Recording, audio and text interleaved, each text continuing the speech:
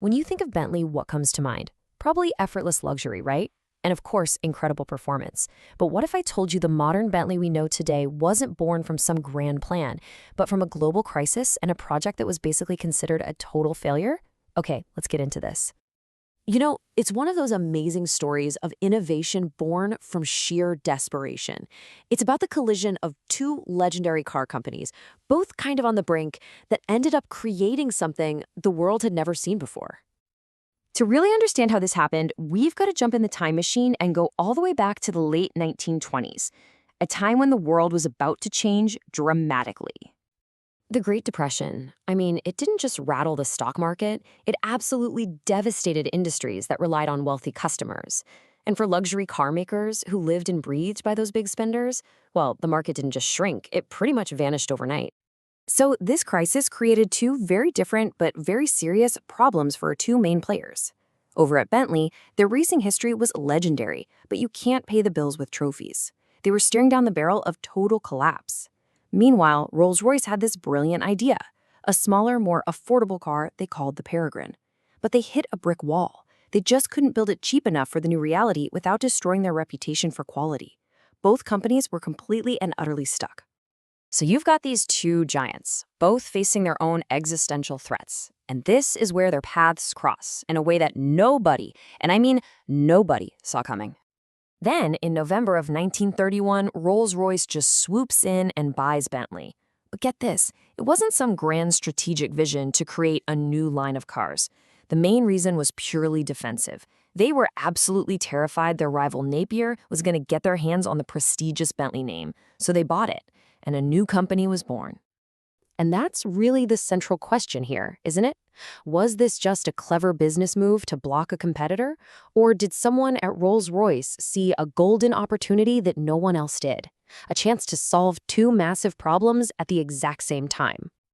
All right, let's head over to the engineering department, because this is where things get really interesting. Now, they had a brand new puzzle on their hands. They owned the super sporty Bentley brand, and they had this perfectly good but unmarketable car chassis just sitting on a shelf collecting dust. So the challenge was laid down.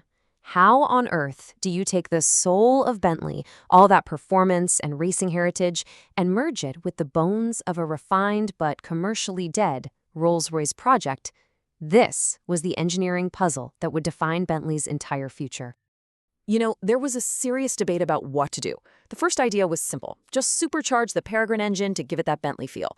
But they were worried it would be unreliable, and that was a huge risk they couldn't take. So they went with a much more elegant solution, adapt the proven, rock-solid engine from their successful 2025 model, but tune it for more power and character. The process was this fascinating piece of automotive surgery. First, they developed a powerful new engine, the J1. Then they literally had to stretch the original Peregrine chassis just to make the bigger engine fit. Finally, they carefully mated the two together, creating a true hybrid born from two completely separate legacies. So after a year of intense secret development, the team was finally ready to pull the sheet off and show the world what they had been working on. And think about that. In just 12 months, they went from a defensive business deal and a shelved prototype to a fully realized car. In September 1933, the Bentley 3.5-liter was unveiled. It was an absolute testament to the team's incredible focus and ingenuity. The motoring press was just blown away, and they gave it a nickname that captured its revolutionary spirit perfectly. They called it the silent sports car. And look, that wasn't just some catchy marketing phrase. It was a definition for a whole new type of car. Before this, you had loud, raw sports cars, and you had quiet, refined luxury cars. You had to pick one. This was the first time a manufacturer had truly combined the two, giving you the heart-pounding thrill of a Bentley with the whisper-quiet comfort of a Rolls-Royce. And the impact of this one car, well, it wasn't just a flash in the pan. It basically set the course for the Bentley brand for the next 100 years. Right away, the car proved it could do both.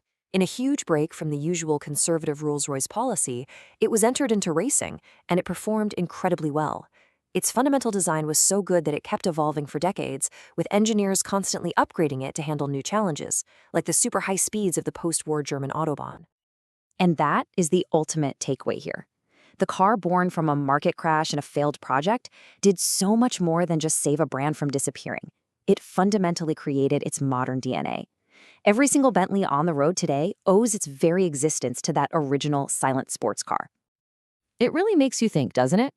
A defensive business move and some clever engineering in a time of crisis created an icon that has lasted for nearly a century. It leaves you wondering, what great innovations being created right now are rising from the challenges that we're all facing today?